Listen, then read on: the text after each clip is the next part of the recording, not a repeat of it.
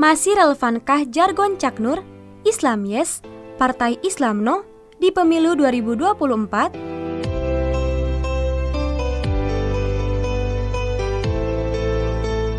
Belakangan ada kecenderungan untuk menjauhkan umat muslim dari partai politik dan parahnya dimotori oleh salah satu ormas terbesar di Indonesia seperti PBNU.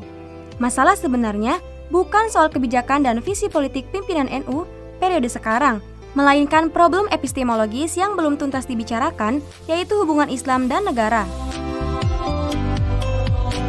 Pada tahun 1970, Francis N. Leary mengkaji tahun-tahun kelam sejarah masyarakat Afrika, salah satu kasusnya negara Senegal yang dari 1850 sampai 1914 berada dalam cengkeraman kolonialisme. Francis N. Leary mengangkat topik Islam sebagai kekuatan politik perlawanan terhadap kolonialisme. Sebelumnya, tahun 1955, Zafarul Islam mengangkat pertumbuhan politik umat muslim di India yang sedang bergulat dengan identitas agama dan kebangsaan mereka. Paruh kedua abad 20 ini memang menjadi saksi mata sejarah kebangkitan politik umat Islam di dunia, sebagaimana dicatat oleh Friedrich Wilhelm Fernau 1955 dalam bukunya Muslim on March.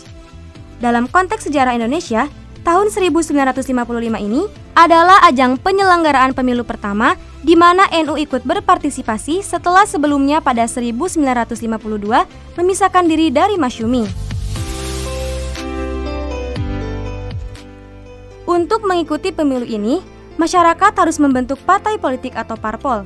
Dalam Undang-Undang Nomor 31 Tahun 2002 tentang partai politik, dikatakan bahwa parpol adalah organisasi politik yang dibentuk untuk memperjuangkan kepentingan anggota, masyarakat, bangsa dan negara melalui pemilihan umum.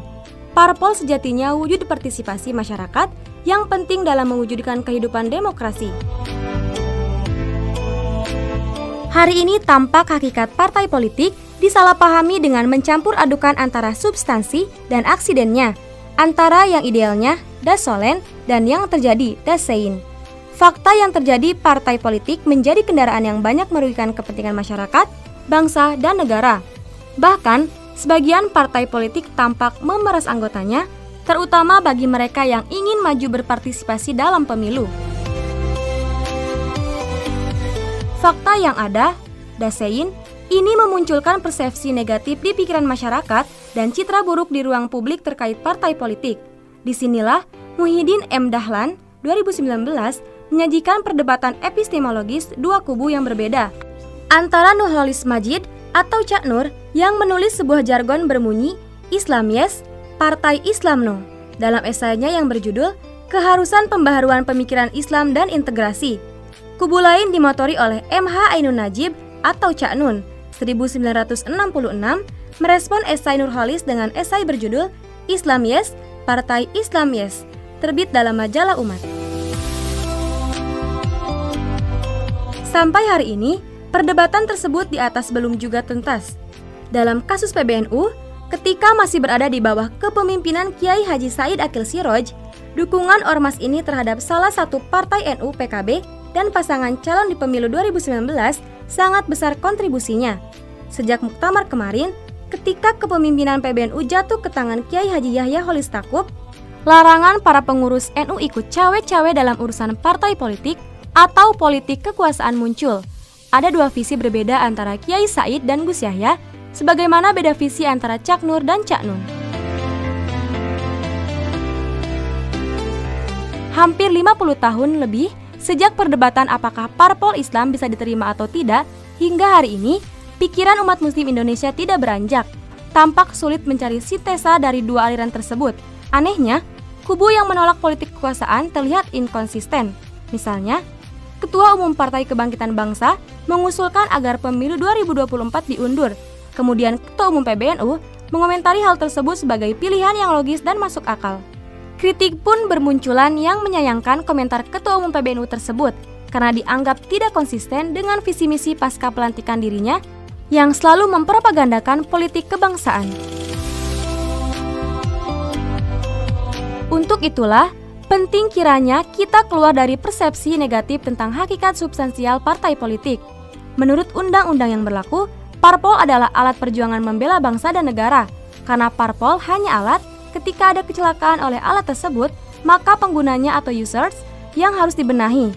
Ketika ada perilaku parpol yang terus-menerus merugikan rakyat, maka elit parpol yang harus dikritik, bukan lantas menjauhkan diri dan Islam dari parpol tersebut. Dan Islam didorong merebut kekuasaan di parpol Islam dan membenahi perilaku yang tidak ideal.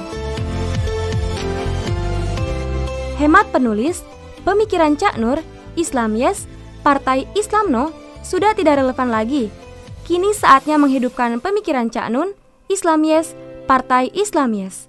Dalam konteks kehidupan politik NU, warga Nahdien maupun pengurus NU sudah saatnya didorong agar memiliki sumbangsi besar terhadap Partai Islam yang puncaknya dapat mewarnai jabatan-jabatan strategis baik di eksekutif maupun legislatif dan bisa melahirkan kebijakan-kebijakan yang positif untuk bangsa ini dan mayoritasnya Muslim. Sebaliknya, menjauhkan umat dari partai politik Islam sama saja menjauhkan dari jalan pengabdian pada bangsa dan negara yang demokratis. Selain itu, kontes jargon Islam Yes, Partai Islam No saat itu memang memungkinkan untuk dilakukan. Ada banyak jalur pengabdian pada bangsa dan negara tanpa harus partai politik. Tetapi, hari ini, realitas sudah berubah. Tidak ada banyak jalan menuju pengabdian pada bangsa dan negara tanpa kekuasaan.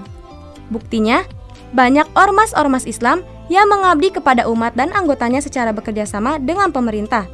Bahkan, PBNU di tangan Gus Yahya berkali-kali bekerja sama dengan pemerintah untuk mewujudkan pengabdiannya kepada umat atau masyarakat.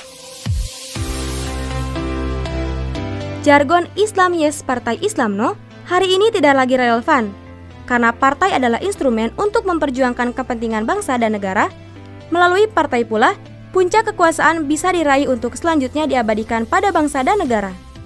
Hari ini kita perlu mempertahankan prinsip Islam Yes, Partai Islam Yes. Karena hanya melalui prinsip yang terakhir ini, kita bisa menjalankan kewajiban agama sekaligus pengabdian pada bangsa dan negara. Wallahu a'lam bishawab.